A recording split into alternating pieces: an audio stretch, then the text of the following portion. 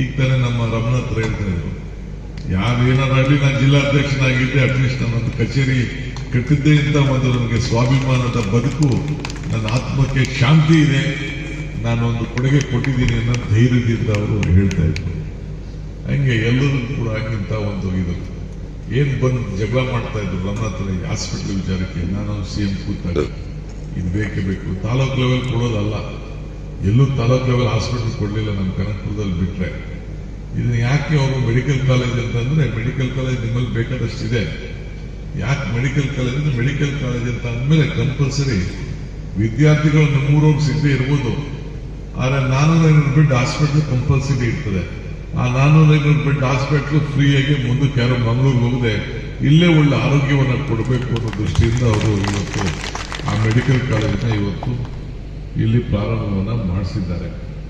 So ಇಲ್ಲಿ ಈಗಾಗಲೇ ಅದಕ್ಕೆಲ್ಲ ಪ್ಲಾನಿಂಗ್ ಗೀನಿಂಗ್ ಎಲ್ಲ ಕೂಡ ನಡೀತಾ ಇದೆ. ಸೊ ಹಂಗೆ ಇವತ್ತು ನೀವು ಭರವಸೆಯನ್ನು ಇಟ್ಕೊಂಡು ನೀವೆಲ್ಲ ಕೆಲಸವನ್ನು ನೀವು ಮಾಡಬೇಕು. ಪಕ್ಷದ ಅನೇಕ ಕಾರ್ಯಕ್ರಮಗಳನ್ನ ಈ ರಾಜ್ಯದಲ್ಲಿ ಈಗ ಭೂಗ್ಯಾರಂಟಿ ಅಂತೇಳಿ ಇವತ್ತು 1000 ದಿನಕ್ಕೆ ಒಂದು ದೊಡ್ಡ ಕಾರ್ಯಕ್ರಮ ಮಾಡ್ತಾ ಇದ್ದೀವಿ. ಅವ್ರು ಹೇಳ್ದಂಗೆ 94C ಅವೆಲ್ಲ ಏನಿದೆಯಲ್ಲ ಎಲ್ಲರೂ ಕೂಡ ಭೂಮಿನ ಗ್ಯಾರಂಟಿಯಾಗಿ ಕೊಡಬೇಕು ಅಂತ ಹೇಳಿ ವಿವಿಧ ರೀತಿ ಯೋಜನೆಯಲ್ಲಿ ಕೃಷ್ಣ ಬೈರೇಗೌಡರು ಬಂದ್ಮೇಲೆ ಕೆಲವರಿಗೆ ಸಮಾಧಾನ ಇಲ್ಲದೆ ಇರ್ಬೋದು, ಆದ್ರೆ ನಾವೆಲ್ಲ ಕಾನೂನು ಚೌಕಟ್ಟಿನಲ್ಲಿ ಇದನ್ನೆಲ್ಲ ಮಾಡಿ ದಾಖಲೆಗಳನ್ನ ಮಾಡುವಂತ ಕೆಲಸ ಮಾಡ್ತಾ ಇದ್ದೀವಿ. ಇವತ್ತು ನಿಮಗೆ ದೊಡ್ಡ ನಂಬಿಕೆ ನಮ್ಮ ಮೇಲಿದೆ. ಸವಾಲುಗಳು ಬೇಕಾದಷ್ಟು ಬರ್ತಾನೆ ಇರ್ತವೆ, ಸವಾಲುಗಳನ್ನ ಎದುರಿಸೋಣ. ಈಗ SIR ಬರ್ತಾ ಇದೆ, ಬಹಳ ಹುಷಾರಾಗಿರಿ. ನಮ್ಮ ಓಟ್ಗಳನ್ನ ತೆಗಿಲಿಕ್ಕೆ ಒಂದು ದೊಡ್ಡ ತಂತ್ರ ನಡೀತಾ ಇರ್ತದೆ. ಬ್ಯಾಕ್ವರ್ಡ್ ಕ್ಲಾಸು, ಮೈನಾರಿಟಿ ಓಟು, ಬೇರೆ ಶೆಡ್ಯೂಲ್ ಕ್ಯಾಸ್ಟ್ ಓಟ್ಗಳನ್ನ ತೆಗಿಲಿಕ್ಕೆ ಒಂದು ದೊಡ್ಡ ತಂತ್ರ, ಹೊರಗಡೆ ಇದ್ದವ್ರ ತಂತ್ರ ಕೂಡ ಇದನ್ನು ನಡೀತಾ ಇದೆ. ಈಗಾಗಲೇ ಅವ್ರು ಹೇಳ್ದಂಗೆ ಮಮತಾ ಬ್ಯಾನರ್ಜಿ ಯಾವ ರೀತಿ ಹೋರಾಟ ಮಾಡಿದ್ರು ಅಂತವೆಲ್ಲ ನೋಡಿದ್ದೀರಿ. ನಮ್ಮಲ್ಲೂ ಕೂಡ SRI ಈಗಾಗಲೇ ಮ್ಯಾಪಿಂಗ್ ನಡೀತಾ ಇದೆ. ಪ್ರತಿ ಬೂತ್ನಲ್ಲೂ ಕೂಡ BLAಗಳು ಕಂಪಲ್ಸರಿ ಮಾಡಬೇಕು, BLAಗಳು ಹೋಗ್ಬೇಕು, ವೋಟರ್ ಲಿಸ್ಟ್ ನೋಡಬೇಕು. ನಮ್ಮ ಓಟನ್ನ ನಾವು ಉಳಿಸ್ಕೊಳ್ಳಿಕ್ಕೆ, ನಮ್ಮ ಜನದ ಓಟನ್ನ ಎಲ್ಲೇ ಕೆಲಸ ಮಾಡ್ತಾ ಇರಲಿ, ಎಲ್ಲೇ ಉದ್ಯೋಗ ಮಾಡ್ತಾ ಇರಲಿ, ಎಲ್ಲೇ ವಿದ್ಯಾಭ್ಯಾಸ ಮಾಡ್ತಾ ಇರಲಿ, ಅದನ್ನೆಲ್ಲ ಕೂಡ ಮಾಡ್ಕೊಂಡು ಹೋಗ್ಬೇಕು. ಸವಾಲುಗಳು ಕೂಡ ಬೇಕಾದಷ್ಟು ಬರ್ತಾ ಇರ್ತದೆ, ಸವಾಲನ್ನು ನಾವು ಎದುರಿಸಲೇಬೇಕಾಗ್ತದೆ. ಈ ಹಿನ್ನೆಲೆಯಲ್ಲಿ ಹುಷಾರು. ನಾನು ವಿಶೇಷವಾಗಿ ನಮ್ಮ ಬ್ಲಾಕ್ ಕಾಂಗ್ರೆಸ್ ಅಧ್ಯಕ್ಷರಿಗೆ ಎಲ್ಲ ಬೂತ್ನ BLAಗಳಿಗೆ ಎಲ್ಲ ಟ್ರೈನಿಂಗ್ ಮಾಡಿದ್ದಾರೆ ಅನ್ನೋದು ಕೂಡ ವಿಚಾರ ತಿಳಿಸಿತು. ಸೊ ಎಲ್ಲ ಕೂಡ ನಮ್ಮ ಹೇಮನಾಥ್ ಶೆಟ್ಟಿ ಕೂಡ ಹೇಳಿದ್ರು, ನಮಗೆ ಈಗ ಭಾಷಣದಲ್ಲಿ ಕೂಡ ಮಾತಾಡಿದ್ರು. ತಮಗೆ ನಾನು ಹೇಳೋದಿಷ್ಟೇ, ಈ ರಾಜ್ಯದಲ್ಲಿ ಒಂದು ಉತ್ತಮವಾದಂಥ ಸರ್ಕಾರ, ಮಾಧ್ಯಮದಲ್ಲಿ ಬರೋದು ಇದೆಲ್ಲ ಸುಮ್ಮನೆ ಅವ್ರಿಗೇನು ನ್ಯೂಸ್ ಇಲ್ಲ, ಏನೋ ನ್ಯೂಸು, ಭಿನ್ನಭಿಪ್ರಾಯಗಳು, ಗುಂಪುಗಳು ಅಂತೆಲ್ಲ ಮಾಡ್ತಾರೆ. ಯಾವ ಗುಂಪು ಇಲ್ಲ, ಒಂದೇ ಒಂದು ಗುಂಪು ನಮ್ಮಲ್ಲಿರೋದು, ಅದು ಕಾಂಗ್ರೆಸ್ ಗುಂಪು. ಹೈಕಮಾಂಡ್ ಏನ್ ಹೇಳ್ತಾರೆ ಆ ರೀತಿ ಕೇಳ್ಕೊಂಡು ಎಲ್ಲರೂ ಕೂಡ ನಾವು ಹೋಗ್ತಾ ಇರ್ತೀವಿ. ಯಾರು ಇಲ್ಲ, ಯಾವ ಗುಂಪು ಇಲ್ಲ, ಏನಿಲ್ಲ. ಈಗೆಲ್ಲ ನಮ್ಮ ಈ ಜಿಲ್ಲೆಯಲ್ಲೂ ಅಷ್ಟೇ, ಈಗ ಪಾರ್ಲಿಮೆಂಟ್ ಅಲ್ಲಿ ನಾವೆಲ್ಲ ಸೇರಿ ಒಟ್ಟಿಗೆ ಕೆಲಸ ಮಾಡಿದ್ದಾರೆ. ವೋಟ್ ನಮ್ ಕಡಿಮೆ ಆಗಿರ್ಬೋದು, ಬಟ್ ನನಗೆ ಮಾತ್ರ ವಿಶ್ವಾಸ ಇದೆ, ನೆಕ್ಸ್ಟ್ ಟೈಮು ದಕ್ಷಿಣ ಕನ್ನಡ ಜಿಲ್ಲೆ, ಉಡುಪಿ ಜಿಲ್ಲೆ ಎರಡು ಕಡೆ ಕೂಡ ಹಿಂದೆ ಯಾವ ರೀತಿ ಸುಮಾರು 10 ಸೀಟ್ ಬರ್ತಿತ್ತು ಆ ರೀತಿ ಬಂದೇ ಬರ್ತದೆ ಅನ್ನೋದು ಕೂಡ ನನಗಿದೆ. ಈಗ ಅಂಬೇಡ್ಕರ್ ಅವರು ಹೇಳ್ತಾರೆ, ಇತಿಹಾಸ ಮತ್ತವನು ಇತಿಹಾಸ ಸೃಷ್ಟಿ ಮಾಡ್ಲಿಕ್ಕೆ ಸಾಧ್ಯ ಇಲ್ಲ ಅಂತೇಳಿ. ಹಂಗೆ ಈ ರಾಜ್ಯದಲ್ಲಿ ಮತ್ತೆ ಇತಿಹಾಸ ಸೃಷ್ಟಿ ಆಗೇ ಆಗ್ತದೆ, ಮತ್ತೆ ಕಾಂಗ್ರೆಸ್ ಸರ್ಕಾರ ಬಂದೇ ಬರ್ತದೆ. ನಮ್ಮ ಸಂವಿಧಾನ ರಕ್ಷಣೆ ಮಾಡಲಿಕ್ಕೆ ನಾವಿದ್ದೀವಿ. ಈ ದೇಶಕ್ಕೆ ಸ್ವಾತಂತ್ರ್ಯ ತಂದುಕೊಟ್ಟಿದ್ದೀವಿ, ಈ ದೇಶಕ್ಕೆ ರಾಷ್ಟ್ರಧ್ವಜ ತಂದುಕೊಟ್ಟಿದ್ದೀವಿ, ರಾಷ್ಟ್ರಗೀತೆ ಕೊಟ್ಟಿದ್ದೀವಿ, ಎಲ್ಲ ಕೊಟ್ಟಿದ್ದೀವಿ. ಈಗೆಲ್ಲ ಕೆಲಸಗಳನ್ನು ಕೂಡ ಮಾಡಿದ್ವಿ. ಕೊಟ್ಟಂತ ಅನೇಕ ಕಾರ್ಯಕ್ರಮಗಳು, ಹಕ್ಕುಗಳು, ಭರವಸೆ, ಈಗ ಆಹಾರ ಭದ್ರತೆ ಕಾಯ್ದೆ, ಭೂಮಿ ಕಾಯ್ದೆ, ಬ್ಯಾಂಕ್ ರಾಷ್ಟ್ರೀಕರಣ, ಇವೆಲ್ಲ ಯಾರು ಮಾಡೋದು? 5 ಗ್ಯಾರಂಟಿಗಳು ಯಾರು ಕೊಟ್ಟರು? ಬಿಜೆಪಿಯವ್ರನ್ನ ಕೊಟ್ರ? ಒಂದು ಬಿಜೆಪಿಯವ್ರು ಏನಾದ್ರು ಯಾವ್ದಾದ್ರು ಒಂದು ಕಾರ್ಯಕ್ರಮ ಹೇಳ್ಕೊಳಕ್ಕೆ ನಾವಿಂತ ಕೆಲಸ ಮಾಡಿದೀವಿ ಅಂತ ಹೇಳ್ಕೊಳಕ್ಕಿದೆಯಾ? ಎಲ್ಲ ಪ್ರೈಮ್ ಮಿನಿಸ್ಟರ್ ಫೋಟೋ ಹಾಕೋತಾ ಇದ್ರು ಪೆಟ್ರೋಲ್ ಬಂಕ್ ಅಲ್ಲಿ, ಒಂದು ಹೆಣ್ಮಗಳು ಫೋಟೋ ಹಾಕೋಬೇಕು. ಅದೇನಾಯ್ತು ಫೋಟೋ? ಈಗ ಎಲ್ಲ ಮಯಾಗೋಯ್ತು. 400 ರೂಪಾಯಿ ಇದ್ದಿದ್ದು 1100 ರೂಪಾಯಿ ಆಗೋದು ಗ್ಯಾಸ್. ಅದಕ್ಕೆ ನಾವು ಎಲ್ಲ ಹೆಣ್ಮಕ್ಳಿಗೆ 2000 ಕೊಡಬೇಕು ಅಂತ ತೀರ್ಮಾನ ಮಾಡಿ ಇವತ್ತು ಬೆಲೆ ಏರಿಕೆ ಗಗನಕ್ಕೆ ಹೋಯ್ತು, ಆದಾಯ ಪಾತಾಳಕ್ಕೆ ಹೋಯ್ತು. ಆ ದೃಷ್ಟಿಯಿಂದ ಇವತ್ತು ನಾವು ಅಂತ ಯೋಜನೆಗಳನ್ನು ನಾವೆಲ್ಲ ತೆಗೆದುಕೊಂಡು ಬಂದಿದ್ದೇವೆ. ಸೊ ನಿಮ್ಮ ಸರ್ಕಾರ ಬಡವಾಗೋಯ್ತು, ದುಡ್ಡೇ ಇಲ್ಲ ಅಂತ ಹೇಳ್ತಾರೆ. ಈಗ ಗ್ಯಾರಂಟಿ ಕೊಟ್ಟು ನಮ್ಮ ಇವರು ರೈ 1900 ಕೋಟಿ ತಂದವರು ಈಗಾಗಲೇ ಕಣ್ಣಲ್ಲಿ ಈಗ ಪಟ್ಟಿ ಇದೆ ನಾಟಲ್ಲಿ ಇಲ್ಲಿದೆ ಪಟ್ಟಿ ಯಾವ್ದು ಕೆಲಸ ತಂದವ್ರೆ ಅಂತ. ಇನ್ನ 1000 ಕೋಟಿದು ಇನ್ನ ವಾಪಸ್ ರಿಲೀಸ್ ಆಗಬೇಕಾಗಿದೆ. ಈಗ 1900 ಕೋಟಿ ಬಂದ್ಬಿಟ್ಟಿದೆ. ಇನ್ನ 1052 ಕೋಟಿ ಇನ್ನ ಈಗಾಗಲೇ ಪೈಪ್ ಲೈನ್ ಇದೆ. ಇಷ್ಟು ಯಾರು ಸಣ್ಣ ಪಣ್ಣ MLA ತರ ಕಾಯ್ತದ? ಯಾವ ಅಧಿಕಾರ ನಮ್ಮ ಕ್ಷೇತ್ರದಲ್ಲೂ ಇಷ್ಟು ದುಡ್ಡು ಬಂದಿಲ್ಲ. ನನ್ನ ಕ್ಷೇತ್ರದಲ್ಲಿ ಅಷ್ಟು ದುಡ್ಡು ಈಗ ನಮ್ಮ ಅಶೋಕ್ ಬಂದ. ನಿಜವಾಗ್ಲೂ ಹೇಳ್ತೇವೆ, ನಮ್ಮ ಕ್ಷೇತ್ರದಲ್ಲಿ ಇಷ್ಟು ದುಡ್ಡು ಇನ್ನ ತಗೊಂಡು ಹೋಗಿಲ್ಲ. ನಾನು ಕೇಳಕ್ಕೆ ಹೋಗಿಲ್ಲ ಇನ್ನ. ಸೊ ಹಂಗೂ ಜನ ಓಟ್ ಹಾಕ್ಬಿಟ್ಟು ನನಗೆ 1,23,000 ಗೆಲ್ಸ್ಬಿಟ್ಟು ನಾನು ಬರೀ ಓಟ್ ಹಾಕಕ್ಕೆ ಹೋದವನು, ಇದಕ್ಕೆ ನಾಮಿನೇಷನ್ ಹೋದವನು ತಿರ್ಗಾ ಓಟ್ ಹಾಕಕ್ಕೆ ಹೋದೆ. ಏನೋ ಜನ ಪಾಪ ಬುದ್ಧಿವಂತಿಕೆಯಿಂದ ಇರ್ಲಿ ನಮ್ಮ ಹುಡುಗ ಅಂತೇಳಿ ಎಲ್ಲ ಪಾರ್ಟಿಗಳು ಸೇರಿ ಓಟ್ ಹಾಕಂಗೆ ಗೆಲ್ಸಿ ಮಾಡುದ. ಕನಕಪುರ ಪ್ರಗತಿ ಆಗಿದೆಯಾ? ಏನೋ ನೀವು ಹೇಳ್ದಂಗೆ ಏನು ಬೇಕಾದ್ರೆ ನಡೀಲಿ. ಸೊ ಹಂಗೆ ನಮ್ಮ ಕೊಡಗೈ ದಾನಿ ಅಶೋಕ್ ರೈ ಅವರು, ನಾನು ಹೋದ ವರ್ಷ ಬಂದಿದ್ದೆ, ಈ ವರ್ಷ ಚೀಫ್ ಮಿನಿಸ್ಟರ್ ಬಂದಿದ್ರು. ಎಲ್ಲ ಕೂಡ ಜನರಿಗೆ ಸಹಾಯ ಮಾಡಿ ಅವ್ರದ್ದೇ ಆದಂತ ಟ್ರಸ್ಟ್ ಮುಖಾಂತರ ಮಾಡಿದ್ದಾರೆ. ಇನ್ ಕೆಲವು ನನ್ನ ಹತ್ರ ವಿದ್ಯೆಗಳಿದೆ, ಅದೆಲ್ಲ ಮುಂದಕ್ಕೆ ನಿಮ್ಮ MLAಗಳಿಗೆಲ್ಲ ನಾನು ಹೇಳ್ಕೊಡ್ತೀನಿ. ನನ್ನ ಹತ್ರ ಮೊನ್ನೆ ಕನಕೋತ್ಸವ ಮಾಡಿದೆ, ಕೆಲವೆಲ್ಲ ಬಂದಿದ್ರು, ಬಂದು ನೋಡ್ಕೊಂಡೋದ್ರು. ಯಾವ ರೀತಿ ನಮ್ಮ ಓಟು ನಮ್ಗೆ ಬೀಳ್ತವೆ, ಬೇರೆ ಓಟ್ನ ಯಾವ ರೀತಿ ತಗೋಬೇಕು ಅಂತ ಕೆಲವು ವಿಚಾರಗಳಿದೆ.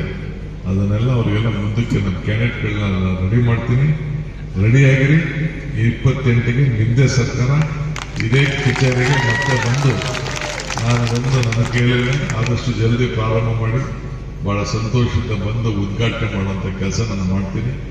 ನಮ್ಮ ನಲಪದವರು ಕೂಡ ನನ್ನ ಜೊತೆ ಇವತ್ತು ಬಂದಿದ್ದಾರೆ, ಇನ್ನೇ ಬಂದಿದ್ದಾರೆ, ಬೇರೆ ಎಲ್ಲ ಲೀಡರ್ಸ್ ಎಲ್ಲ ಕೂಡ ಬಂದಿದ್ದಾರೆ. ಎಲ್ಲರೂ ಕೂಡ ಯೂತ್ ಕಾಂಗ್ರೆಸ್ ಅವರು ಬಂದಿದ್ದಾರೆ, ಮಹಿಳಾ ಕಾಂಗ್ರೆಸ್ ಅವರು ಬಂದಿದ್ದಾರೆ, ಎಲ್ಲ ಅಧ್ಯಕ್ಷರುಗಳು, ನಮ್ಮ ಸೇವಾದಳ, ಬ್ಯಾಕ್ವರ್ಡ್ ಕ್ಲಾಸ್ ಎಲ್ಲ ಲೀಡರ್ಗಳೆಲ್ಲ ಬಂದಿದ್ದಾರೆ. ಇವತ್ತೆಲ್ಲರೂ ಕೂಡ ಇದ್ದಾರೆ. ಅವ್ರು ಏನಂತಕ್ಕೆ ಬಂದಿದ್ದಾರೆ, ನಿಮ್ಗೆ ಶಕ್ತಿ ಕೊಡಬೇಕು ಅಂತ ಬಂದಿದ್ದಾರೆ. ಹಂಗೆ ನಾನು ಕೂಡ ಇವತ್ತು ಕಾಂಗ್ರೆಸ್ ಕಚೇರಿಯ ಉದ್ಘಾಟನೆಗೆ, ಶಂಕುಸ್ಥಾಪನೆಗೆ ಬಹಳ ಸಂತೋಷದಿಂದ ಬಂದಿದ್ದೇನೆ. ಎಲ್ಲ ಲೀಡರ್ಗಳು ಮಾತು ಕೇಳಿದ್ದೇನೆ. ಚೆಕ್ ಹಾಕ್ಬಿಟ್ರು ಎಲ್ಲ ಲೀಡರ್ಗಳು. ಸ್ಪೀಡ್ ನೋಡಿದ್ರೆ ಯಾರು ಹೊರಗಿಡ ಬಿಡ್ತಾರೆ ಅಂತಿದ್ರು.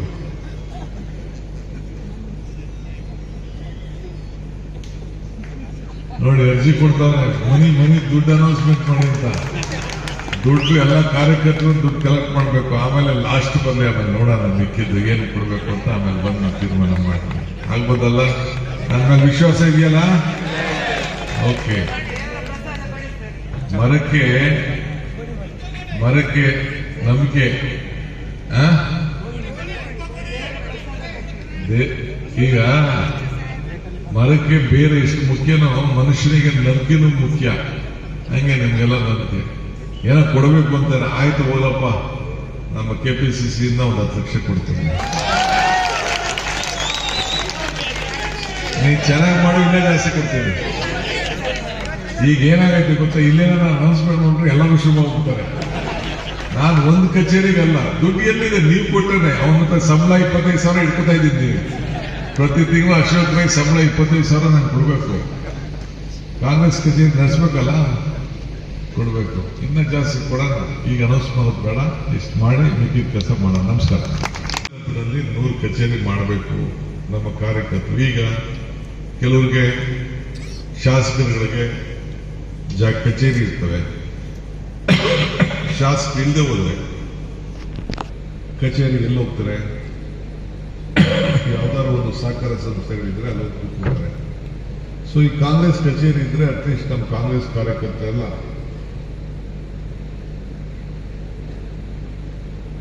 ಚರ್ಚೆ ಮಾಡಬಹುದು, ಕಷ್ಟ ಸುಖ ಹೇಳ್ಕೊಬಹುದು, ಒಬ್ರೊಬ್ರು ಸೇರ್ಬೋದು, ವಿಚಾರ ವಿನಿಮಯ ಮಾಡ್ಕೊಳ್ಬಹುದು. ಆ ದೃಷ್ಟಿಯಿಂದ ಇದು ಬಹಳ ಅವಶ್ಯಕತೆ ಇದೆ ಅಂತ ಹೇಳಿ ನಾನು ಈ ಒಂದು ಪ್ರಬಲವಾದಂತ ತೀರ್ಮಾನವನ್ನು ಮಾಡಿದ್ದೇನೆ. ಬಹಳ ಜನ ಶಾಸಕರೆಲ್ಲ ಸಹಕಾರ ಕೊಟ್ಟಿದ್ದಾರೆ, ಮಂತ್ರಿಗಳು ಸಹಕಾರ ಕೊಟ್ಟಿದ್ದಾರೆ. ಗೌರ್ಮೆಂಟ್ ಇಂದನೂ ಬೇಕಾದಷ್ಟು ಮಂಜೂರಾತಿ ಮಾಡಿದ್ರು. ಕೆಲವು ಸ್ವಂತ ಆಸ್ತಿಗಳನ್ನ ಕೊಟ್ಟಿದ್ದಾರೆ ಕೆಲವು MLAಗಳು. ಸೊ ಈಗ ಇಲ್ಲೂ ಕೂಡ ನಮ್ಮ ಶಾಸಕರು ಅಶೋಕ್ ರೈ ಅವರು ಈ ಜಾಗನ ತೆಗೆದುಕೊಂಡು ಬಂದರು. ಇದಕ್ಕೆ ಏನ್ ಬೇಕು ನಾವು ಮಂಜೂರಾತಿ ಮಾಡಿದ್ರು. ನಿಮ್ಮ ಹತ್ರ ಎಲ್ಲರೂ ಕೂಡ ಚಿಕ್ಕ ಅಳಿಲ ಸೇವೆ ಅಂತೇಳಿ ನೀವು 100 ಕೊಡಿ, 1000 ಕೊಡಿ, 1,00,000 ಕೊಡಿ, 10 ಲಕ್ಷ ಕೊಡಿ, 50 ಲಕ್ಷ ಕೊಡಿ ಅಂತೇಳಿ ನಿಮ್ಮನ್ನು ಯಾಕೆ ಕೇಳ್ತಾ ಇದ್ದಾರೆ ಅಂತಂದ್ರೆ ನಿಮ್ಗೊಂದು ಹಕ್ಕಿರಬೇಕು ಅನ್ನೋ ದೃಷ್ಟಿಯಿಂದ ಅವರು ಕೇಳ್ತಾ ಇದ್ದಾರೆ. ಏಕೆಂದ್ರೆ ಈ ಹಕ್ಕು ಇಲ್ಲ ಅಂತಂದ್ರೆ ನಿಮಗೆ ಧೈರ್ಯ ಮಾತಾಡೋಂಥ ಧೈರ್ಯ ಇರುವುದಿಲ್ಲ ಅನ್ನೋ ದೃಷ್ಟಿಯಿಂದ ಅವರು ಹೇಳ್ತಾ ಇದ್ದಾರೆ. ನಾನು ತಮ್ಗೆ ಹೇಳೋದು ಇಷ್ಟೇ, ಇವತ್ತು ರಾಜಕಾರಣದಲ್ಲಿ ಏನ್ ಬೇಕಾದ್ರೂ ಭಾಷಣಗಳು ಮಾಡ್ಬೋದು. ಕಾಂಗ್ರೆಸ್ ಪಕ್ಷ ಒಂದು ದೊಡ್ಡ ಇತಿಹಾಸ ಇದೆ. ಏನಾದ್ರು ಬಿಜೆಪಿಯವರು ತಿಪ್ಪರ್ಲಾಗ ಹೊಡೀಲಿ, ನಮಗೆ ಈ ಸರ್ಕಾರ ಹೆಂಗ್ ವಾಪಸ್ ತರಬೇಕು ಅನ್ನೋದು ಗೊತ್ತಿದೆ. ಇದಕ್ಕೆ ಅಡಿಪಾಯನ ಫಸ್ಟ್ ಕ್ಲಾಸಾಗಿ ಹಾಕಿದ್ದೀವಿ. ಎಷ್ಟು ಜನರಿದೆ ಎಲ್ಲರೂ ಏನಾದ್ರು ಮಾಡಿ ಸೇರ್ಕೊಳ್ಳಿ. ನೀವು ಆತ್ಮಧೈರ್ಯವನ್ನು ನೀವು ಕಳ್ಕೊಳಕ್ ಹೋಗ್ಬೇಡಿ. ಏನೋ ಡೆಲ್ಲಿಲಿ ಅವರೇ ಆ ರಾಜ್ಯದಲ್ಲಿ ಹಂಗ್ ಬಂದ್ಬಿಡ್ತು, ಈ ರಾಜ್ಯದಲ್ಲಿ ಹಿಂಗ್ ಬಂದ್ಬಿಡ್ತು ಅನ್ನೋದೇನು ಚಿಂತೆ ಮಾಡೋದು ಬೇಡ. ಈ ವಾಪಸ್ಸು ಈ ರಾಜ್ಯದಲ್ಲಿ ಇನ್ನೇನು ಹೇಳ್ತಿದ್ರು ಡಬಲ್ ಇಂಜಿನ್ ಸರ್ಕಾರ ಮೇಲ್ಗಡೆನೂ ಇದೆ ಇಲ್ಲೂ ಇದೆ ಅಂತೇಳಿ. ನಾನು 136 ಸೀಟ್ ಬರ್ತಂತೆ ಹೇಳಿದ್ವಿ. ನಾನು ಹೇಳಿದ್ನೆಲ್ಲೂ ನಾನು ಒಂದು ಸೋನಿಯಾ ಗಾಂಧಿ ಅವರು ಕೇಳಿದ್ರು NDK ಹಿಂಗೆ ಹೇಳ್ತೆ ಅಂತ. ಅದು ನಮ್ಮ ಲೆಕ್ಕಾಚಾರ, ನಮ್ಮ ಅನುಭವ. ಅದು ಇವತ್ತು ಹೇಳ್ತೀನಿ ಕೇಳಿ. ನಿಮ್ಮ ಜಿಲ್ಲೆಯಲ್ಲಿ ನಾನು ಸರ್ವೆ ಮಾಡಿಸಿದ್ದೀನಿ, ಜನರ ಭಾವನೆ ಅರ್ಥ ಮಾಡ್ಕೊಂಡಿದ್ದೀನಿ. ಇಲ್ಲೂ ಕೂಡ ರಮಣತ್ರ ಹೇಳಿದಂಗೆ ಇಲ್ಲಿ ಮಾಮೂಲಿ ಇದೇ ರೀತಿ ಒಂದು ಪಲ್ಟಿ ಆಗುವಂತ ಸಂದರ್ಭ ಎಲ್ಲ ತರದ ಕಾಣ್ತದೆ. ನಾನು ಯಾಕೆ ಇದನ್ನೆಲ್ಲ ಹೇಳ್ತಾ ಇದ್ದೀನಿ ಅಂದ್ರೆ ನಿಮ್ಗೆ ಒಂದು ದೊಡ್ಡ ಆತ್ಮಬಲ ಇದ್ದೇ ಇದೆ. ಈಗ ಒಂದು ದೊಡ್ಡ ಇತಿಹಾಸಕ್ಕೆ ಈ ಪುತ್ತೂರಿನಲ್ಲಿ ಹೊಸ ಕಚೇರಿ ಕಟ್ಟಲಿಕ್ಕೆ ಹೋಗಿದ್ದಾರೆ. ಈಗ ಅವರೇನು ಹುಟ್ಟುವಾಗ ಈಗೆಲ್ಲ ನೀವೆಲ್ಲ ಹೊಗಳ್ತಾ ಇದ್ದೀರಿ, ಅದ್ ಮಾಡೋರು ಇದು ಮಾಡೋರು 1900 ಕೋಟಿ ತಂದವರು 2000 ಕೋಟಿ ತಂದ್ರು. ಆ 2000 ಕೋಟಿ ತರೋದಕ್ಕಿಂತ ಜೊತೆಗೆ ಈ ಕಾಂಗ್ರೆಸ್ ದೇವಸ್ಥಾನ ಕಟ್ಟಿದ್ದಾರಲ್ಲ, ಇದು ದೊಡ್ಡ ಇತಿಹಾಸ ಅನ್ನೋದನ್ನ ನಮ್ಮ ಅಶೋಕ್ ಹೇಳಲಿಕ್ಕೆ ನಾನು ಬಯಸ್ತಾ ಇದ್ದೇನೆ. ಯಾಕೆಂದ್ರೆ ಮನುಷ್ಯ ಖಾಲಿ ಕೈಯಲ್ಲಿ ಬರ್ತಾನೆ, ಖಾಲಿ ಕೈಯಲ್ಲಿ ಹೋಗ್ತಾನೆ. ಯಾವ ಭಾಗ್ಯದ ಜೊತೆಲಿ ಬರ್ತಾನೋ ಅದೇ ರೀತಿ ಪಾಪ ಪುಣ್ಯಗಳನ್ನ ತೆಗೆದುಕೊಂಡು ಹೋಗ್ತಾನೆ. ಹಂಗೆ ಒಂದು ಇತಿಹಾಸ. ನಾನು ಹಾಗಾಗಿ ಹೇಳ್ತಾ ಇರ್ತೀನಿ, ಮನುಷ್ಯನ ಹುಟ್ಟು ಆಕಸ್ಮಿಕ, ಸಾವು ಅನಿವಾರ್ಯ, ಜನನ ಉಚಿತ, ಮರಣ ಖಚಿತ. ಈ ಹುಟ್ಟು ಸಾವಿನ ಮಧ್ಯದಲ್ಲಿ ನಾನು ಏನ್ ಮಾಡ್ತೀನಿ ಅಂತ ಬಹಳ ಮುಖ್ಯ. ಈಗ ತಾನೇ ನಮ್ಮ ರಮಣ ಹತ್ರ ಹೇಳ್ತಾ ಇದ್ರು, ಯಾರು ಏನಾರಾಗಲಿ ನಾನು ಜಿಲ್ಲಾಧ್ಯಕ್ಷನಾಗಿದ್ದೆ, ಅಟ್ಲೀಸ್ಟ್ ನನ್ನೊಂದು ಕಚೇರಿ ಕಟ್ಟಿದ್ದೆ ಅಂತ ಒಂದು ನನಗೆ ಸ್ವಾಭಿಮಾನದ ಬದುಕು, ನನ್ನ ಆತ್ಮಕ್ಕೆ ಶಾಂತಿ ಇದೆ, ನಾನೊಂದು ಕೊಡುಗೆ ಕೊಟ್ಟಿದ್ದೀನಿ ಅನ್ನೋ ಧೈರ್ಯದಿಂದ ಅವರು ಹೇಳ್ತಾ ಇದ್ರು. ಹಂಗೆ ಎಲ್ಲರೂ ಕೂಡ ಇಂಥ ಒಂದು ಇದು ಏನ್ ಬಂದು ಜಗಳ ಮಾಡ್ತಾ ಇದ್ರು ನನ್ನ ಹತ್ರ ಹಾಸ್ಪಿಟಲ್ ವಿಚಾರಕ್ಕೆ. ನಾನು CM ಕೂತಾಗ ಇದು ಬೇಕೇ ಬೇಕು, ತಾಲೂಕ್ ಲೆವೆಲ್ ಕೊಡೋದಲ್ಲ. ಎಲ್ಲೂ ತಾಲೂಕ್ ಲೆವೆಲ್ ಹಾಸ್ಪಿಟಲ್ ಕೊಡಲಿಲ್ಲ ನಮ್ಮ ಕನಕಪುರದಲ್ಲಿ ಬಿಟ್ರೆ. ಇದನ್ನ ಯಾಕೆ ಅವರು ಮೆಡಿಕಲ್ ಕಾಲೇಜ್ ಅಂತಂದ್ರೆ, ಮೆಡಿಕಲ್ ಕಾಲೇಜ್ ನಿಮ್ಮಲ್ಲಿ ಬೇಕಾದಷ್ಟಿದೆ. ಯಾಕೆ ಮೆಡಿಕಲ್ ಕಾಲೇಜ್ ಅಂದ್ರೆ, ಮೆಡಿಕಲ್ ಕಾಲೇಜ್ ಅಂತ ಅಂದ್ಮೇಲೆ ಕಂಪಲ್ಸರಿ ವಿದ್ಯಾರ್ಥಿಗಳು ನಮ್ಮೂರೋಗಿ ಸಿಗದೆ ಇರ್ಬೋದು, ಆದ್ರೆ 400 ಬೆಡ್ ಹಾಸ್ಪಿಟಲ್ ಕಂಪಲ್ಸರಿ ಇರ್ತದೆ. ಆ 400 ಬೆಡ್ ಹಾಸ್ಪಿಟಲ್ ಫ್ರೀಯಾಗಿ ಮುಂದಕ್ಕೆ ಯಾರು ಮಂಗಳೂರಿಗೆ ಹೋಗದೆ ಇಲ್ಲೇ ಒಳ್ಳೆ ಆರೋಗ್ಯವನ್ನು ಕೊಡಬೇಕು ಅನ್ನೋ ದೃಷ್ಟಿಯಿಂದ ಅವರು ಇವತ್ತು ಆ ಮೆಡಿಕಲ್ ಕಾಲೇಜನ್ನ ಇವತ್ತು ಇಲ್ಲಿ ಪ್ರಾರಂಭವನ್ನ ಮಾಡಿಸಿದ್ದಾರೆ. ಸೊ ಇಲ್ಲಿ ಈಗಾಗಲೇ ಅದಕ್ಕೆಲ್ಲ ಪ್ಲಾನಿಂಗ್ ಗೀನಿಂಗ್ ಎಲ್ಲ ಕೂಡ ನಡೀತಾ ಇದೆ. ಸೊ ಹಂಗೆ ಇವತ್ತು ನೀವು ಭರವಸೆಯನ್ನು ಇಟ್ಕೊಂಡು ನೀವೆಲ್ಲ ಕೆಲಸವನ್ನು ನೀವು ಮಾಡಬೇಕು. ಪಕ್ಷದ ಅನೇಕ ಕಾರ್ಯಕ್ರಮಗಳನ್ನ ಈ ರಾಜ್ಯದಲ್ಲಿ ಈಗ ಭೂ ಗ್ಯಾರಂಟಿ ಅಂತೇಳಿ ಇವತ್ತು 1000 ದಿನಕ್ಕೆ ಒಂದು ದೊಡ್ಡ ಕಾರ್ಯಕ್ರಮ ಮಾಡ್ತಾ ಇದ್ದೀವಿ. ಅವ್ರು ಹೇಳ್ದಂಗೆ 94C ಇವೆಲ್ಲ ಏನಿದೆಯಲ್ಲ ಎಲ್ಲರೂ ಕೂಡ ಭೂಮಿನ ಗ್ಯಾರಂಟಿಯಾಗಿ ಕೊಡಬೇಕು ಅಂತ ಹೇಳಿ ವಿವಿಧ ರೀತಿ ಯೋಜನೆಯಲ್ಲಿ ಕೃಷ್ಣ ಬೈರೇಗೌಡರು ಬಂದ್ಮೇಲೆ ಕೆಲವರಿಗೆ ಸಮಾಧಾನ ಇಲ್ಲದೆ ಇರ್ಬೋದು, ಆದ್ರೆ ನಾವೆಲ್ಲ ಕಾನೂನು ಚೌಕಟ್ಟಿನಲ್ಲಿ ಇದನ್ನೆಲ್ಲ ಮಾಡಿ ದಾಖಲೆಗಳನ್ನ ಮಾಡುವಂತ ಕೆಲಸ ಮಾಡ್ತಾ ಇದ್ದೀವಿ. ಇವತ್ತು ನಿಮಗೆ ದೊಡ್ಡ ನಂಬಿಕೆ ನಮ್ಮ ಮೇಲಿದೆ. ಸವಾಲುಗಳು ಬೇಕಾದಷ್ಟು ಬರ್ತಾನೆ ಇರ್ತವೆ, ಸವಾಲುಗಳನ್ನ ಎದುರಿಸೋಣ. ಈಗ SIR ಬರ್ತಾ ಇದೆ, ಬಹಳ ಹುಷಾರಾಗಿದೆ. ನಮ್ಮ ಓಟ್ಗಳನ್ನ ತೆಗಿಲಿಕ್ಕೆ ಒಂದು ದೊಡ್ಡ ತಂತ್ರ ನಡೀತಾ ಇರ್ತದೆ. ಬ್ಯಾಕ್ವರ್ಡ್ ಕ್ಲಾಸ್, ಮೈನಾರಿಟಿ ಓಟು, ಬೇರೆ ಶೆಡ್ಯೂಲ್ ಕ್ಯಾಸ್ಟ್ ಓಟ್ಗಳನ್ನ ತೆಗಿಲಿಕ್ಕೆ ಒಂದು ದೊಡ್ಡ ತಂತ್ರ, ಹೊರಗಡೆ ಇದ್ದವ್ರ ತಂತ್ರ ಕೂಡ ಇದನ್ನು ನಡೀತಾ ಇದೆ. ಈಗಾಗಲೇ ಅವ್ರು ಹೇಳ್ದಂಗೆ ಮಮತಾ ಬ್ಯಾನರ್ಜಿ ಯಾವ ರೀತಿ ಹೋರಾಟ ಮಾಡಿದ್ರು ಅಂತಾವೆಲ್ಲ ನೋಡಿದ್ದೀರಿ. ನಮ್ಮಲ್ಲೂ ಕೂಡ SRI ಈಗಾಗಲೇ ಮ್ಯಾಪಿಂಗ್ ನಡೀತಾ ಇದೆ. ಪ್ರತಿ ಬೂತ್ನಲ್ಲೂ ಕೂಡ BLAಗಳು ಕಂಪಲ್ಸರಿ ಮಾಡಬೇಕು, BLAಗಳ ಜೊತೆ ಹೋಗ್ಬೇಕು, ವೋಟರ್ ಲಿಸ್ಟ್ ನೋಡಬೇಕು. ನಮ್ಮ ವೋಟನ್ನ ನಾವು ಉಳಿಸ್ಕೊಳ್ಳಿಕ್ಕೆ, ನಮ್ಮ ಜನದ ವೋಟನ್ನ ಎಲ್ಲೇ ಕೆಲಸ ಮಾಡ್ತಾ ಇರಲಿ, ಎಲ್ಲೇ ಉದ್ಯೋಗ ಮಾಡ್ತಾ ಇರಲಿ, ಎಲ್ಲೇ ವಿದ್ಯಾಭ್ಯಾಸ ಮಾಡ್ತಾ ಇದ್ದೀವಿ ಅದನ್ನೆಲ್ಲ ಕೂಡ ಮಾಡ್ಕೊಂಡು ಹೋಗ್ಬೇಕು. ಸವಾಲುಗಳು ಕೂಡ ಬೇಕಾದಷ್ಟು ಬರ್ತಾ ಇರ್ತದೆ. ಸವಾಲನ್ನು ನಾವು ಎದುರಿಸಲೇಬೇಕಾಗ್ತದೆ.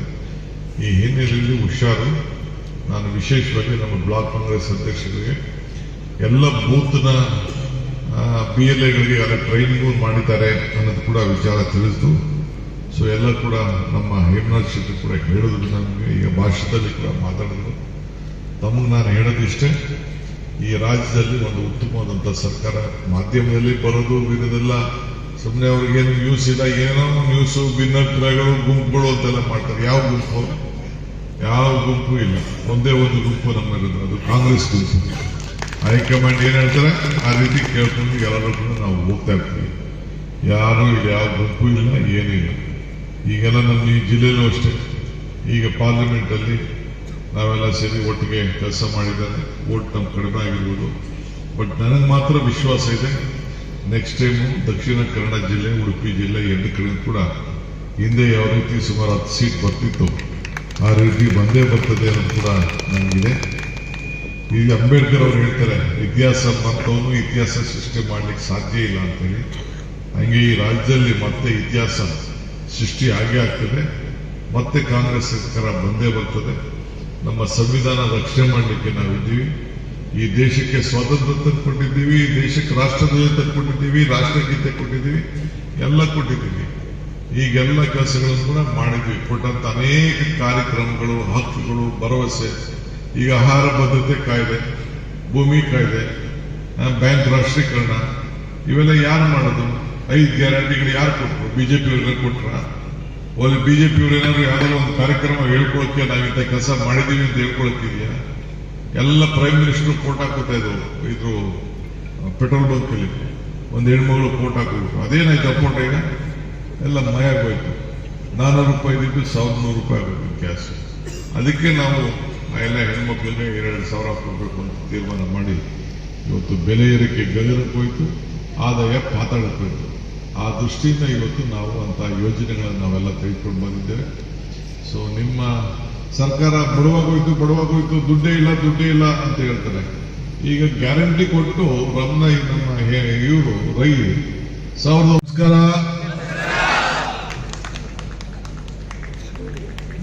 ಅಲ್ಲೆಲ್ಲೂ ಒಂದ್ ಕಡೆ ಹೇಳಿದೆ,